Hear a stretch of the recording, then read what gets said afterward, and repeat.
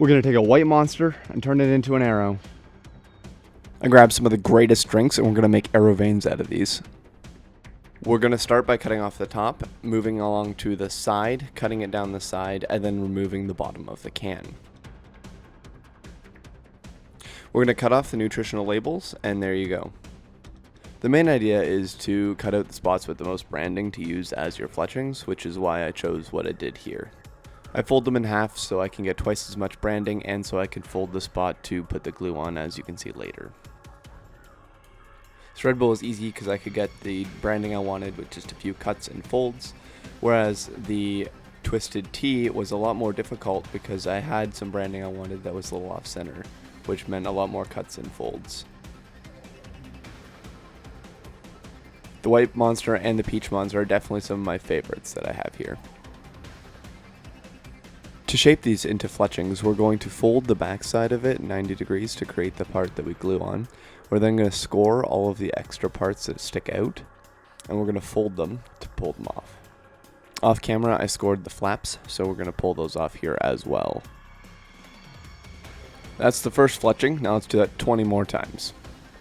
Coming up, we have some accuracy, noise, damage, and safety tests that I want to do, and we're going to see how well these things can function.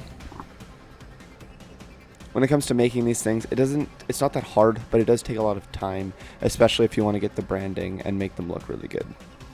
I'm very excited to test these things out.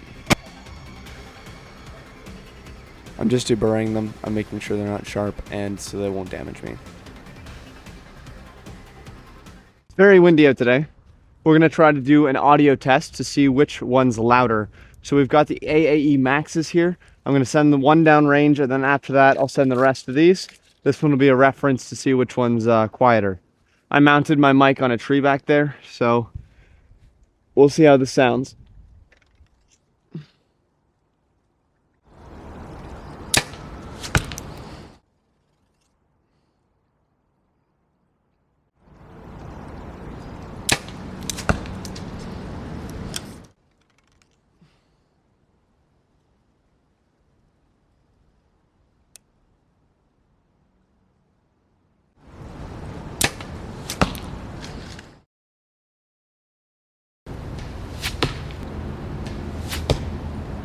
Personally, to me, it sounded like the aluminum veins were actually quieter than the AAE Maxes.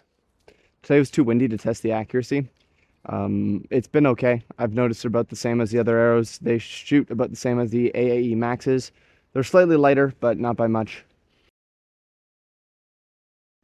We're going to take the Coke can veins, we're going to shoot them through an apple, see how they look and see how the apple looks after the shot. 20 yards.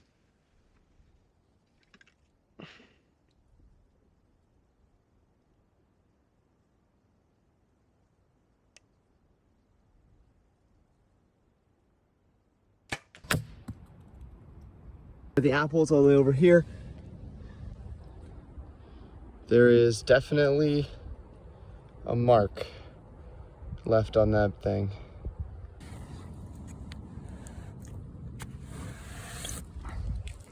It looks like the top vein got a little shredded. Otherwise they stayed on. Only other damage I can see is a little bit of wrap there that came off.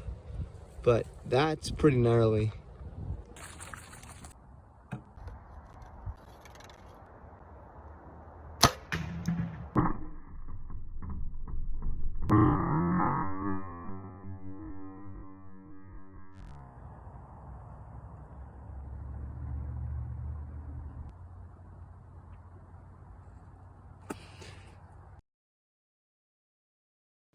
One of the things I've been worried about is whether or not if it contacts my cable, it'll split. So I rigged up something downrange.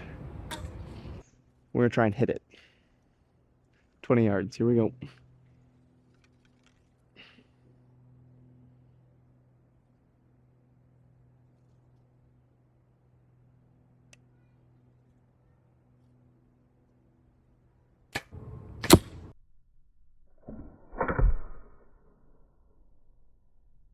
Look at that. 100% contacted that and mangled the thing.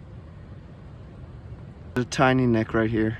I mean, I think it's debunked. That thing hit it hard, It didn't even snap, so I'm fairly confident with putting this thing on my bow. And all, I think these things are great. They fly really well. They're not going to be all that much of a danger to your cables or your rest, as long as you're not using a whisker biscuit. I'll have the little plastic folding jig things on my website. They'll be $5 or something, or you can buy the STL files, which will also be like $2. Thanks for sticking around and watching it. Subscribe if you think it was cool.